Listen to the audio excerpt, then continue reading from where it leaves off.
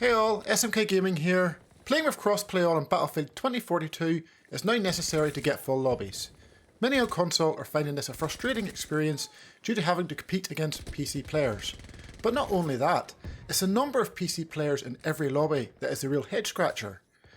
They seemingly always outnumber console players. This is strange because it is almost certain that console users would be at least double of that of PC across the two console platforms. Therefore, console users should always nearly be outnumbering PC players, right? Well, this is never happening. Something else is at play here and I want to try and better understand what that might be.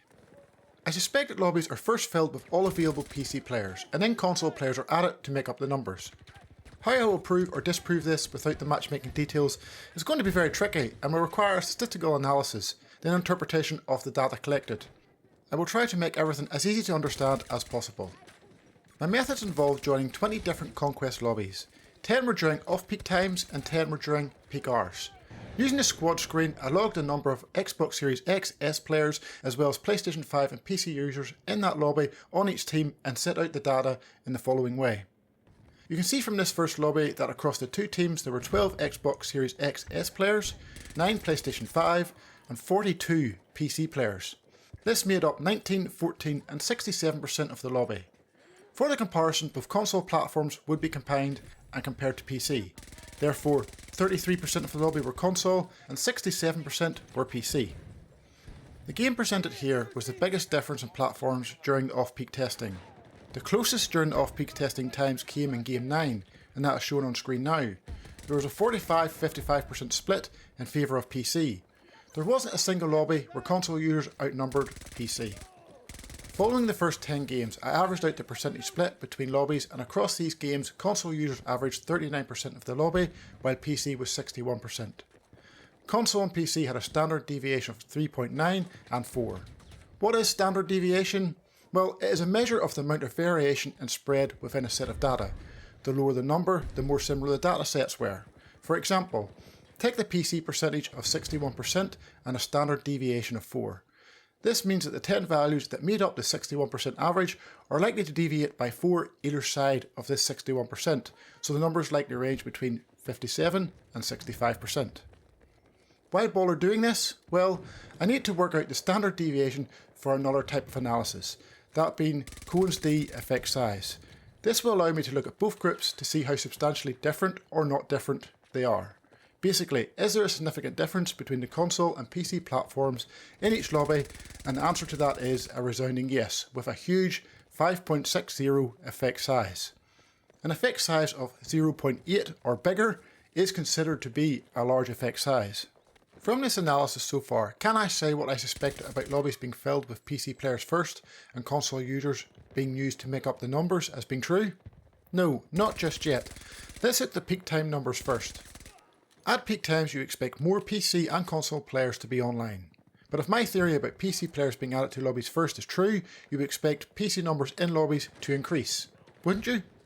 That is what seems to have happened with the data I am about to present.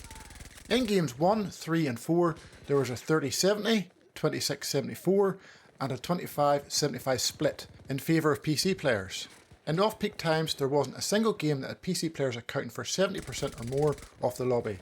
The highest was 67%. In off-peak times, the PC numbers only dipped below 62% once, and once again there wasn't a single lobby that had more console players. The closest it came was in Game 6, and that was a 47-53% split in favour of PC. The difference between console and PC users produced another very large effect size of 5.0, indicating another significant difference between platforms. Standard deviations were however a little higher, highlighting slightly bigger variation and spread within the data. But what about comparing the changes between off-peak and peak times? The number of console users during peak hours dropped on average by 2 players, down from 24 to 22. This of course changed the percentage of console users within these lobbies, which now averaged at 34% compared to 39% previously. The 2-player change equated to an 8.3% drop in console players during peak hours. With PC, the average number of players went up by 3, an increase of 38 players to 41 players. In terms of a percentage increase, an increase of 61 to 66% within a lobby. This was a 7.8% increase in PC players at peak times compared to off-peak times. While we can see changes occur here, do they really change that much? with both differences produced effect sizes of 0.94 and 0.97, which are considered large and show that the population within these servers significantly changed between off-peak and peak times, and that there were more PC players and fewer console players.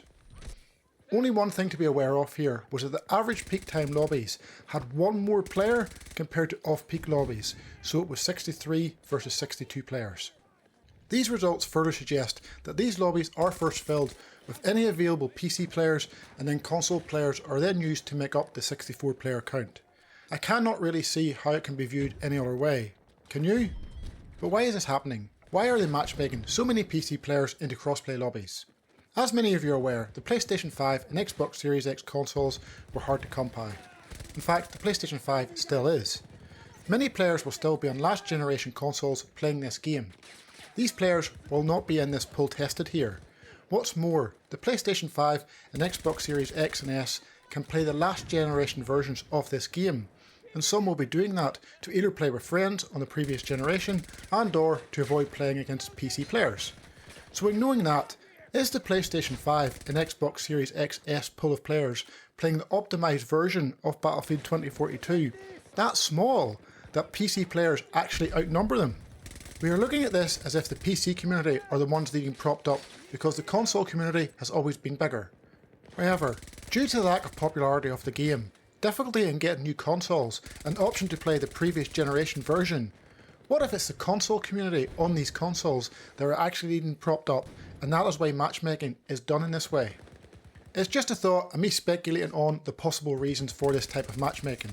The increase in disparity between console and PC users at peak hours still confuses me, however. You would assume that the more of each platform would be online playing at peak times, so it would therefore become easier to balance lobbies, but that does not seem to be the case, and PC numbers mostly increased. Before I finish, I know a lot of you are likely thinking you get more PC players in your lobbies and my numbers are in fact actually quite low. And you may well do from time to time. However, remember that you are likely being influenced by who kills you in the game rather than the actual PC numbers, and that is why you feel lobbies are 80-90% PC players. Because who comes up in the kill feed when you're being killed? Mostly PC players. I really hope my research into this has given you a bit more insight into what is going on with matchmaking into a crossplay lobby. All my conclusions are still speculative and based on data obtained from matchmaking. Ideally, I would have had a larger sample size to make it more accurate, however, I only have limited time. Many thanks for watching. Make sure to hit that subscribe button and join the SNK community if you're not already part of it. Take care folks, and I'll catch you again in the next one.